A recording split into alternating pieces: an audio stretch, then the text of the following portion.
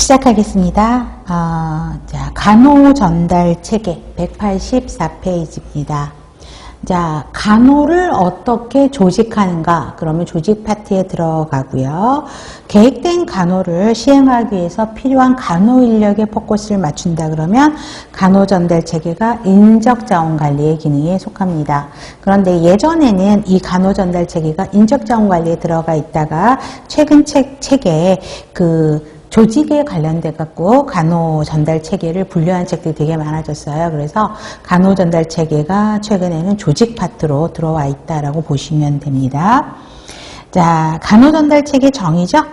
자, 간호를 제공하고 조직하여서 간호를 전달하는 방법. 그래서 이꼴 간호 업무 분담 체계라고 이야기를 합니다. 그러면 자, 이번에서 간호 전달 체계 유형이 있는데 자, 몇 가지가 있죠. 우리 사례관리법까지 해서 총 7가지가 있는 걸 볼 수 있죠. 그래서 그 7가지에 대한 정의와 장단점 등을 구별하셔야 됩니다. 자, 사례 방법은 케이스 메서드라고 이야기하는데 여기서는 자, 해당 근무 시간이라고 있는데 여기서는 근무 시간이 정해져 있진 않아요.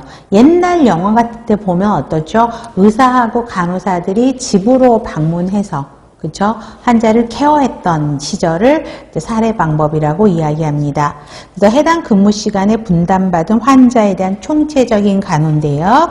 자, 한 명의 간호사가 한 명의 대상자, 그래서 1대1로 접근하는 방법이 사례 방법입니다. 그래서 한 명의 대상자를 24시간 집에서 간호를 제공하였던 형태. 예전에 병원이 오히려 더 불결해서 돈 있는 집들은 어때요? 의사와 간호사를 집으로 데리고 와서 집에서 1대1로 케어를 받았던 게 사례 방법이고요. 현대적인 의미에서는 3번 별표 중환자나 또 격리 환자를 볼 때는 그런 위급한 상황일 때 또 긴 시간이 아닌 짧은 시간 동안 적용할 수 있는 방법이 1대1 방법이라는 것입니다. 자, 이거는 뭐 시간이 딱히 정해져 있는 건 아니에요. 8시간으로 자, 사례 방법에서 변형된 게 총체적 간호법이거든요. 그래서 그건 총체적 간호법 봐보세요. 8시간의 근무 시간이 들어온 거예요. 이 사례 방법이 다시 병원으로 오면서 8시간 근무 시간으로 바뀌면서 8시간인 거고 사례 방법은 24시간을 보시면 돼요. 자, 사례 방법의 장점. 1대1로 하니까 환자 요구에 집중할 수 있죠. 그 다음에 좋은 인간관계가 형성이 되면 전인적 간호가 이루어지죠. 그렇기 때문에 일관성 있는 간호가 유지가 될 수 있죠. 한 명의 간호사에게 제공을 받기 때문에 일관성 있는 간호 제공이 이루어진다라는 것입니다. 자, 책임 의무 소재가 명확하죠. 누가 져요? 간호사가 지는 거고 잘 관계가 유지되어 만족은 높게 되는 거죠. 단점은 1대1로 하다 보니까 환자가 그 개인에게 돈을 많이 내야 되겠죠. 그래서 비용이 많이 드는 거고 간호사는 병원이라는 시스템이 아니기 때문에 다른 동료 간호사들하고 관계를 맺을 수가 없어서 고립될 수 있다라는 거고요.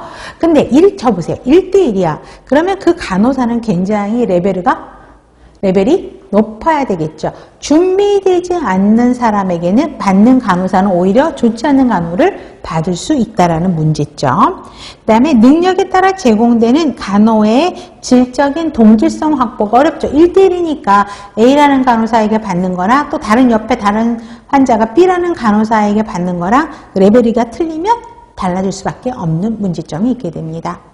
총체적 간호법은 이게 다시 병원으로 들어왔죠. 그래서 8시간 동그라미 8시간 동안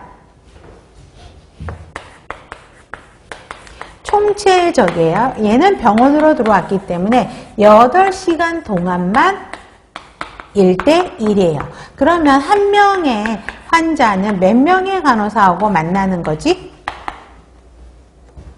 3명의 간호죠. 8324니까 3명의 간호사가 1명의 간호사와 1대1로 하게 되죠. 데이, 이브닝, 나이트 이렇게 되는 것입니다.